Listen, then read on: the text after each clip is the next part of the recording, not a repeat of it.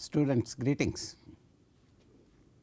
We are continuing our discussion on the infrared spectroscopy.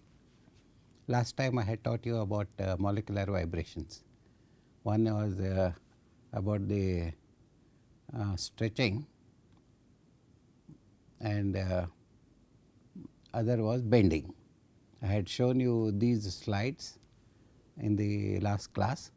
These are symmetrical stretching and asymmetrical stretching. And I had shown you bending vibrations also, which constitute rocking, scissoring, both being in plane deformation, and wagging and twisting, which are out of plane deformations. So, all these things lead to infrared radiation being absorbed at the correct frequency of these rocking, twisting, wagging and stretching, all these frequencies. I had shown you that these bending vibrations generally require less energy and occur at longer wavelengths, whereas stretching frequencies are at higher energy. So, if I compare a double bond with a triple bond, I can always see that compared to a single bond, double bond and triple bond stretching frequencies occur at higher energy than the single bond. I had shown you this carbon, carbon, carbon, nitrogen, carbon, oxygen single bond stretching frequencies somewhere around 1300 to 800 and 1900 to 1500. And the typical stretching frequencies for double bond and triple bond are around 2300 to 2000. That range is depends upon the environment. So, similarly, we have compared the atomic masses for carbon, nitrogen and oxygen and single bond stretching frequency with respect to hydrogen. So, here what happens, we see the stretching frequencies somewhere between 3700 to 2630 centimeters inverse, and then we had compared the doubling the mass, they are using hydrogen, and hydrogen being smaller compared to deuterium, okay, and the stretching frequency for hydrogen would be requiring higher energy than deuterium. So, we had tried to write approximate frequency where a stretching frequency could occur, and that stretching frequency is given by this equation 1 over 2 pi c, and it is square root of k by mx my divided by mx plus my, and I had told you that mx my plus divided by mx plus my, the denominator in this equation is the reduced mass. That is, one is two atoms are there for any bond infrared peak to occur. So, both the atoms atomic weights are mixed like this to get the reduced mass, that is also called as effective mass. So, I have written here one force constant K, and that K is is in dynes per centimeter for single bond, double bond and triple bond. The values vary from 5, 10 and 15 into 10 raised to 5 dynes per centimeter. So, with this we had stopped there, and now I want to take you to the instrumentation of infrared spectrometry, because there is no point in going into the theoretical details. The success of any infrared analysis depends upon the interpretation, and interpretation is again dependent upon how good your infrared spectrum is, and that in turn is dependent upon how good the instrument is. Okay.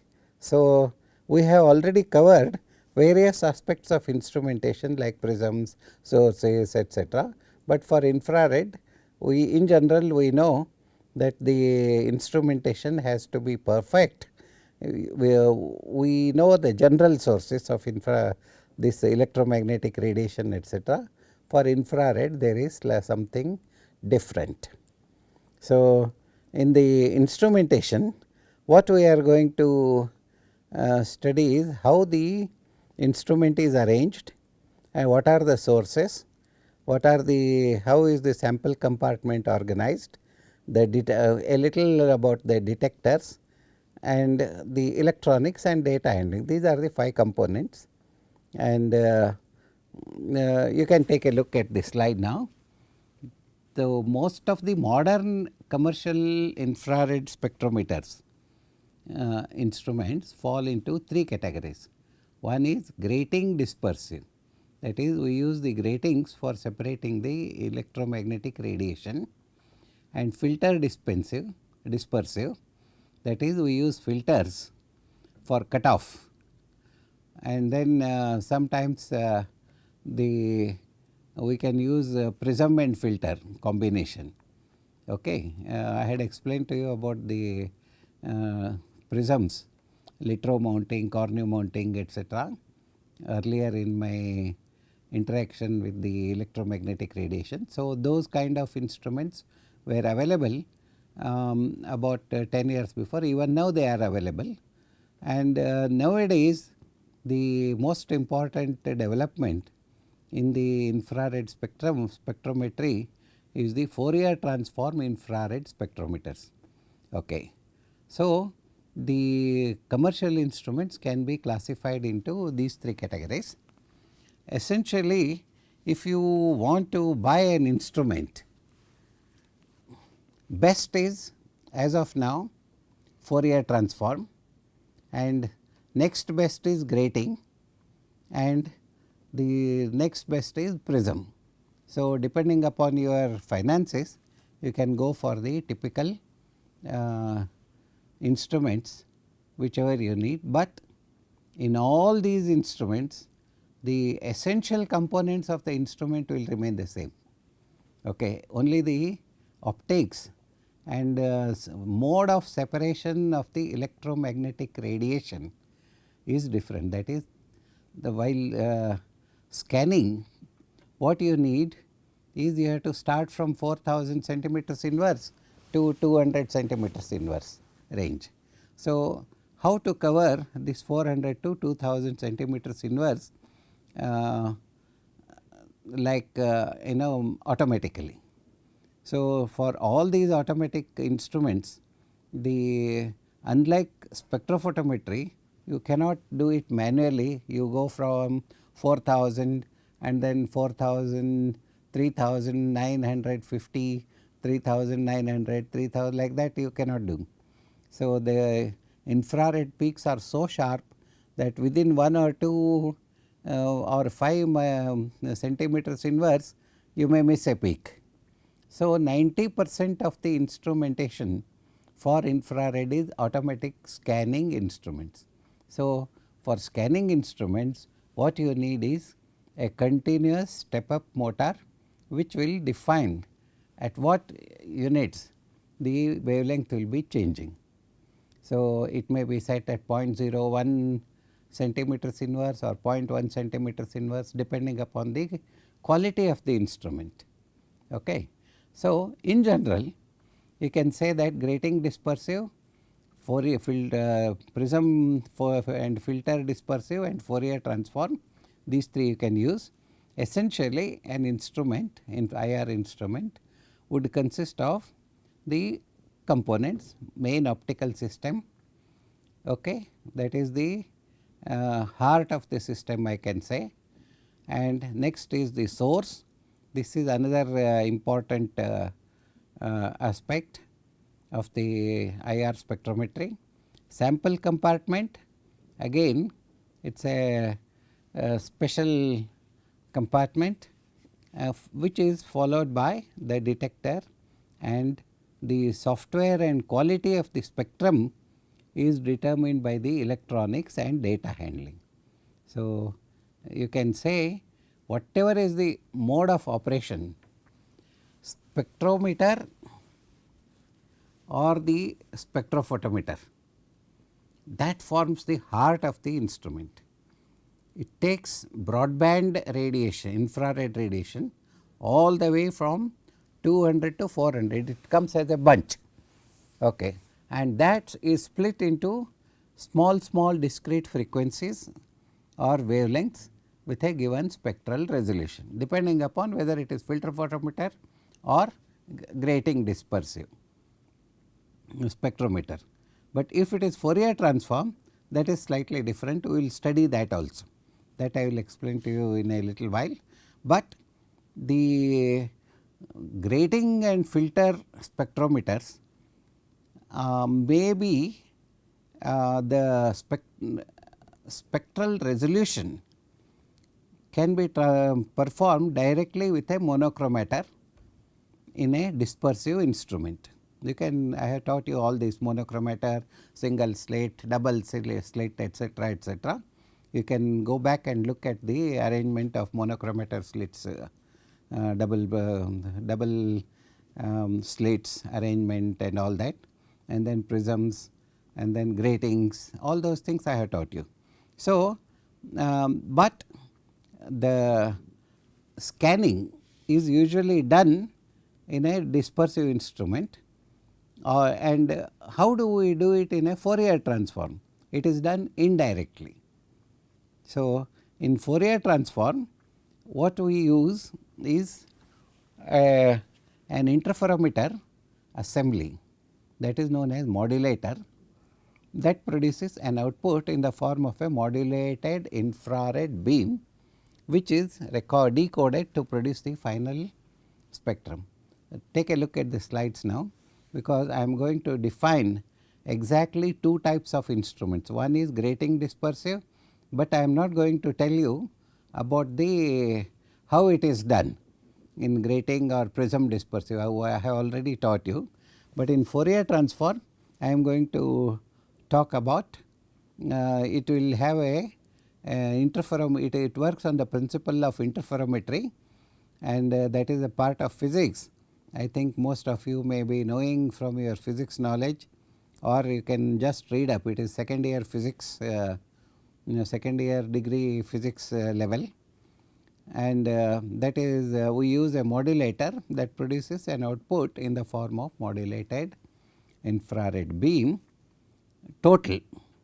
So, here what happens is we use without separation all the infrared coming from a source to make it fall on the sample, collect all the information, and then do the separation. What was incoming, what was outgoing at each frequency. I can choose the frequency. Now, look at the monochromator instruments. They are all very simple instruments. Take a look at this slide. I have possibilities for monochromators. I can make them from simple filter based instruments. These are very early life instruments, okay, somewhere around 1950s and 60s. IR were based on simple filters, and then they graduated to high resolution double beam, double prism, and you see, double prism means quite often single prism is not enough to separate the IR. So, sometimes you separate visible and infrared and UV using one prism. Take the infrared, near infrared and infrared, put one more prism in the optical path. Then in second prism will separate the infrared frequencies. So, we have double prism, and either you have a double prism or you can go for grating. Even in grating, you can change, you can look at the slide now. I have written as grating, prism grating or grating systems. That means I can go for just like prism arrangement, double prism arrangement, I can go for double grating arrangement also, that is known as grating arrangement. Okay. So, I can use either litro or Czerny-Turner mountings. Both arrangements are quite popular. So, earlier instruments were mostly prism oriented based, which provided a simple wavelength scan in micrometers. Okay. Nowadays, litro designs with one or more diffraction gratings are used, and the gratings are driven by a stepping motor which is programmed into non-linear fashion to produce a linear output in wave numbers. This is important. See, in most of the prisms, the separation of the electromagnetic radiation after the emission from the prism material is not uniform. So, you need the slit has to be moved to different places, not uniformly, but in a skewed fashion to get desired wavelengths. They are not the spacing between the frequencies are not exactly uniform. So, that we need a stepping motor okay, to move the slit along the emission point, and that has to be programmed into non-linear fashion. For example, you may have initially the frequencies are bunched together, later on frequencies separate. So, to go for about 5 centimeters inverse in the initial stages somewhere around 4000 etc., you may have to move the slit by 0.001 millimeter. But in the shorter range, that is around 200 centimeters, they are well separated. So, you may have to use 0.01 centimeter. So, the stepper motor also needs to be moved in a non-linear fashion. It can't go every time 0.001, 0.00, it will take long time to cover 4000 to 200 centimeters inverse. So, a stepper motor is a very important concept in infrared spectroscopy. So, the full range of spectrophotometer, that is IR, it may be from 400 to 600 centimeters inverse, this I already told you in the first class itself, or 5000 to 200 centimeters inverse. You can have 3000 usually people do not have, 4000 to 200 is quite common. So, gratings are normally operated in the second and third order, not the first order. So, usually spectrums in 4000 to 2000 centimeter range is operated in the second order, and 2000 to 4000 centimeter is inverse range is obtained in the first order. This is what I was trying to tell you. So, the idea is the two gratings, why do we need, is for this reason. 4000 to 2000 range grating spectrometer I have to operate in the second order, and 2000 to 400 centimeters inverse I have to operate in the first order. So, what is the order of the gratings I have already taught you, you can just freshen up. And for that what do I need? I need a series of cutoff and band pass filters. This also I have taught you. They need to be placed between the monochromator and the detector to ensure the correct order of the grating. This is achieved by synchronizing the scanning and grating with a stepping motor. So, in more expensive instruments, only first order grating is used for all the gratings to provide optimum performance with a maximum over all the output range. What does it mean? That means if you operate a grating in first order, the intensity of the radiation what you get is much more than in the second order. Okay. So, if you operate it in the third order, intensity would be much less than the second order. So, what is the preferable mode of operation? The preferable mode of operation is first order. So, in modern instruments they become expensive because first order, second order operations, you need to have the post grating optics nearer the grating. That means you may the instrument becomes very compact and it becomes costlier. Okay. So, we need to provide optimum performance with maximum energy output over all the output range, that is first order. So, that is why they become very costly. Okay. So, a grating I can use it blazed at two angles. I know, I hope you remember what is blazing. That is, when I cut a grating, I can use a plane mirror and then keep on drawing prisms or linings perpendicular, okay, perpendicular to the glass. I can keep on drawing different lines up to 30,000 or whatever is the requirement for rulings. But if I hold instead of like this, if I can hold it like this, the grating will the prisms what you get will not be normal to the plane, but it will be at an angle like this, okay, towards like this. So, 1, 2, 3, 4 like that, you will get number of prisms, but at an angle, that is known as blazing angle. So, the grating blazed at two angles, that is, first I draw it like this with 30° angle, and then I can increase it with 90 degrees or 80 degrees or 120 degrees like that. I can have two different blazings in the same grating.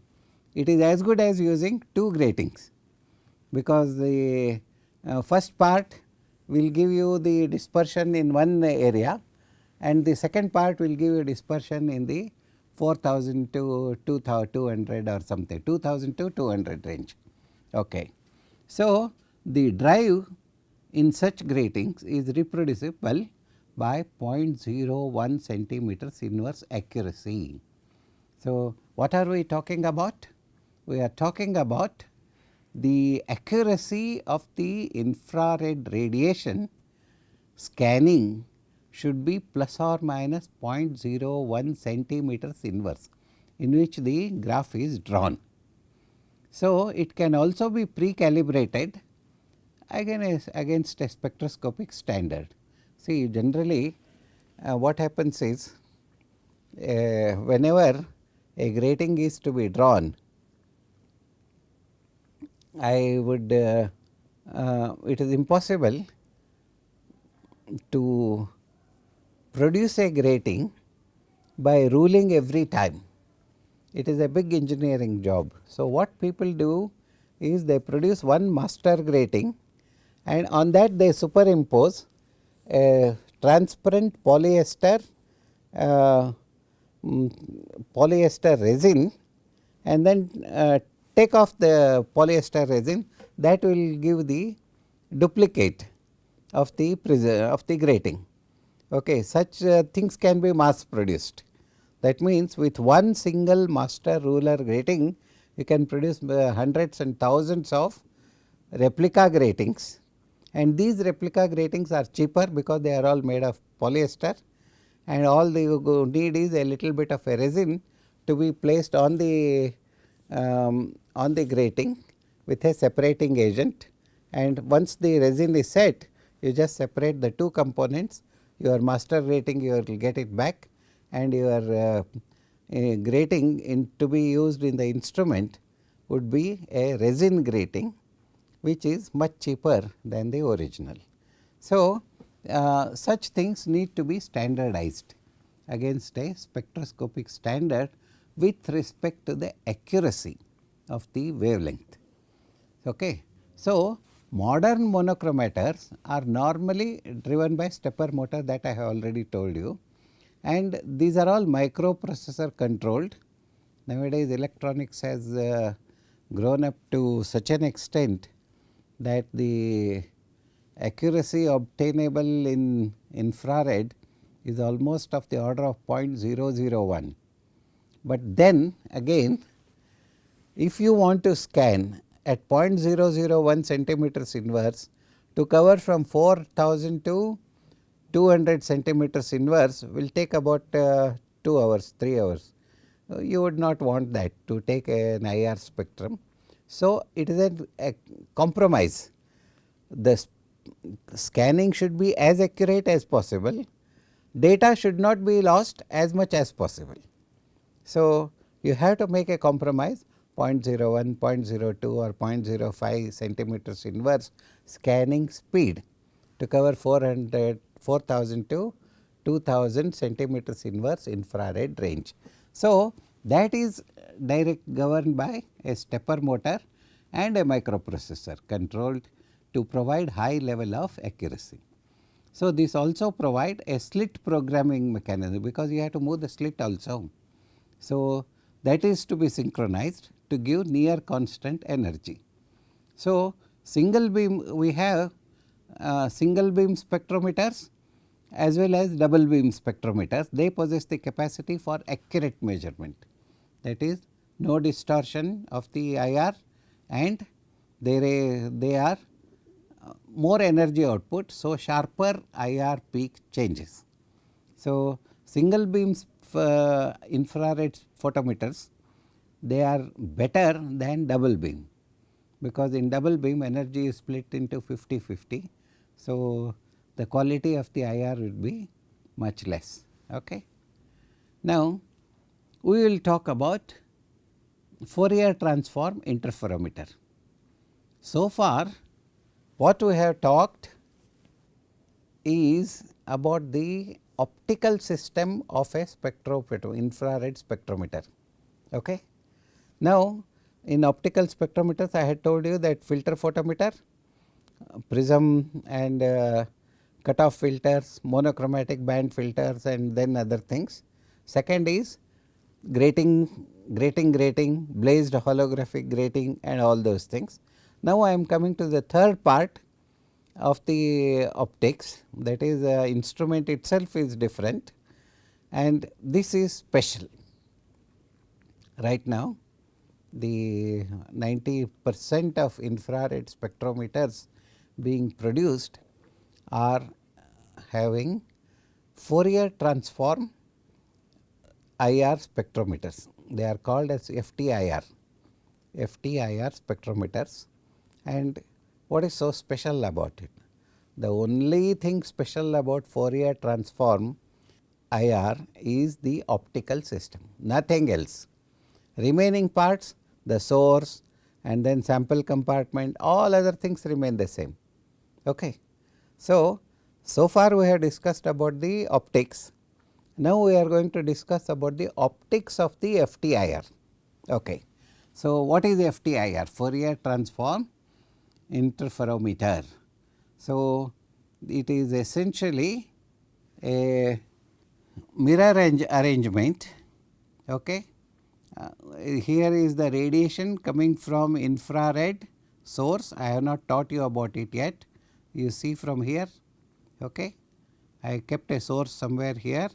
The radiation comes like this, and then I have a beam splitter. Okay. What does this beam splitter do? It cuts the infrared radiation into 50%. Part of it goes directly through on the same optical path, and the remaining part is going vertically, that is at 90 degrees to the transmitting. So, here I have fixed two mirrors. One is this one is a mirror, this is a moving mirror. That means this mirror moves like this. Look at my pointer, it moves only this much distance. Okay. Maximum, minimum, minimum, maximum. Okay. Here I have one more mirror. This mirror is fixed, that means it does not move. So, the whole arrangement of infrared spectrum FTIR involves in making the infrared source, divide it into two parts, and one part is goes here, goes to the moving mirror, hits it, and then gets reflected in the same way, and then comes to the beam splitter and comes back. Okay. And the remaining 50% goes to the fixed mirror and it comes out like this, again in the same path, passes through this midpoint, and then both of them are combined and then again allowed to fall on the sample. And that means all the radiation from the source is allowed to fall on the sample without any optical separation. And then after the sample, all the radiation is collected except that part which is not absorbed by the sample. So, what I am trying to do essentially is I am taking all the radiation that is coming out, cut it 50-50 like this. The first part goes to a moving mirror. I introduce, that means it is a small aberration in the optical path, because the mirror is not constant. Okay, this moving mirror, this one, okay, this mirror, but this is constant. So, I have two beams differing in its distance between the reflected beams, and then they are recombined. So, the aberration as well as original beams are collected through the beam splitter, and this beam splitter is will take all the radiation into the sample. Part of it is absorbed, remaining part is not absorbed, and what is not remaining is allowed to be collected on the detector. This is all the optical arrangement of the FTIR spectrometer.